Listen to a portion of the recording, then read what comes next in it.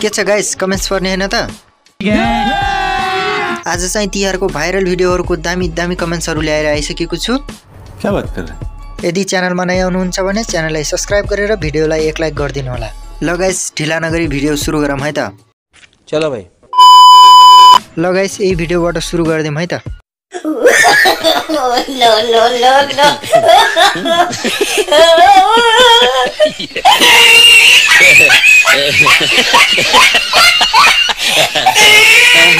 सुरु गरौँ।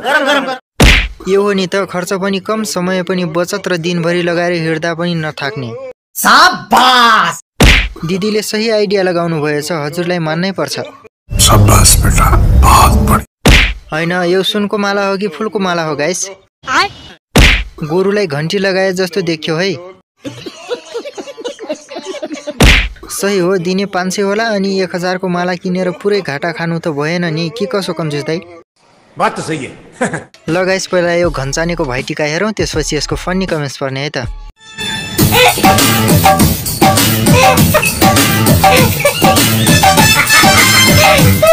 सुरु गरौँ। पहिलोचोटि रावणले पनि भाइटिका लगायो यार।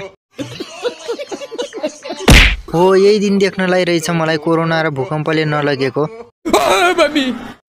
तालुमा कपाल नभएको हुनाले निधार कहाँसम्म हो भन्ने थाहा नभएको होला नि दिदी बहिनीहरूलाई। 365 दिन नै टिका लगाउन पुग्ने निधार रहेछ। सही बात। यो मान्छे पक्कै क्रिस्चियन हुनुपर्छ। के हो? ल गाइस, पहिला यो गोरेलाको भाइटिका हेरौँ, त्यसपछि यसको फन्नी कमेन्ट्स पर्ने है त।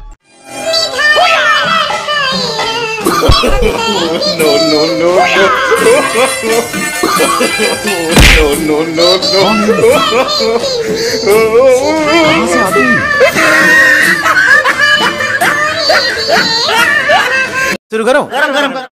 फट्याङ्ग्रा पनि भाइटिका लाउन आएको रहेछ। भाइ भनेको त बाँदर पर्यो भनेर सोचिरह होला दिदी बहिनीले। दिदी, अर्को चोटि चाहिँ भाइलाई रुखमै लगाइदिनु है टिका। ये बड़ी अच्छी बात कही आप।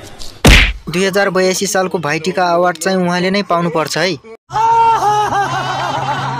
पहिला यो आमा छोरीको भिडियो हेरौँ, त्यसपछि यसको फन्नी कमेन्ट्स पर्ने है त। के पास पनि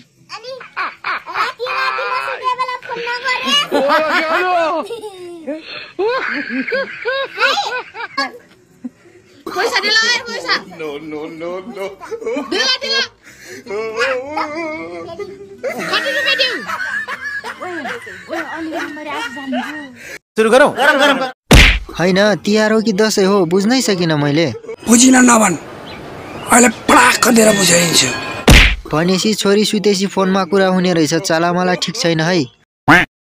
पक्का मगर्नी हुनुपर्छ यो नानी, यति कडा। के हो?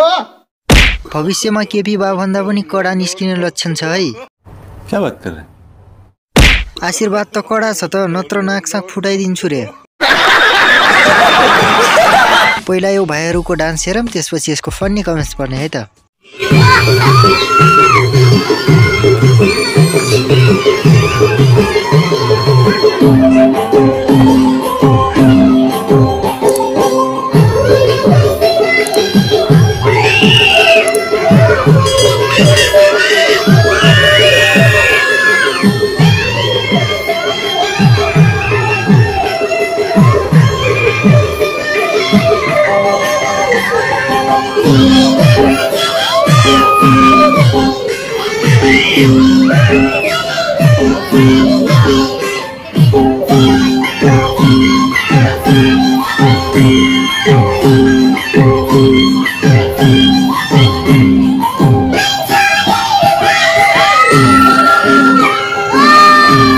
सुरु गरौँ।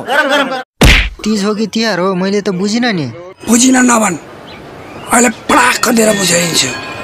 यिनीहरूलाई जति सम्झाए पनि भएन है तीज गइसक्यो भनेर। चरीको भेषमा चराहरू तीजको गीतमा तिहार मनाउँदै जेलभित्रको दृश्य। क्या बात कर रहे? एउटा केटाले 7वटी केटी बिहे गरे पनि पुग्छ भन्थे त। भैलो खेल्दा नाच्ने 6 जना पनि पाएनन् कि के हो? औँसीको रातमा केटाहरूले फेरि तरुनी रहेछन् भनेर लिएर जालान् र बिहान मात्रै पत्तो पाउला फेरि। पहिला यो जगल्टेको कारनामा हेरौँ त्यसपछि यसको फन्नी कमेन्ट्स पर्ने है त।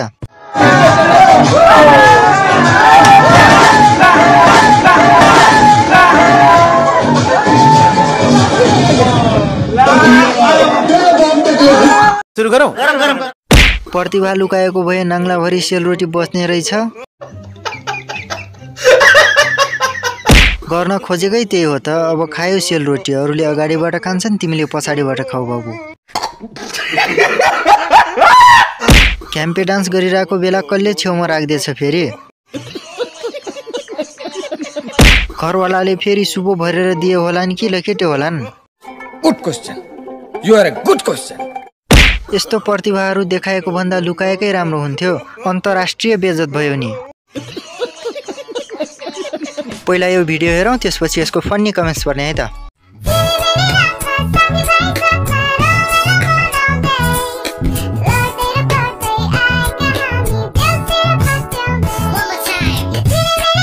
सुरु गरौँ। कार्तिकमा तिहार परेको नतिजा। यो भन्दा रमाइलो देउसी के होला र जहाँ पशुले पनि स्थान पाएको छ। नानी बाबुहरूलाई डान्स स्टेप सिकाउँदै रहेछ दुईटा कोचले। म्युजिकको तालमा दनक दिँदो रहेछ डगले पनि। कार्तिकको महिना छ, के गरोस्, त्यसको पनि आफ्नै बाध्यता छ। अच्छा। पहिला यो भिडियो हेरौँ त्यसपछि यसको फन्नी कमेन्ट्स पर्ने है त। सोचे जस्तो केही हुँदैन, केही सोचेको के भयो, खालि यस्तै हुन्छ, यस्तै हुन्छ। सुरु गरौँ। यति ठुल्ठुलो मान्छेको बिचमा सानो मान्छे के गर्दै हुनुहुन्छ? लाज लागेन? लागेन लाज? भाइ यति ठुलो मात्र हो, नत्र बराबरै रहेछ। मृगको हुलमा जिराफ भएछौ बाबु। चक्लेट दिएर पैसा लोमो पार्ला है।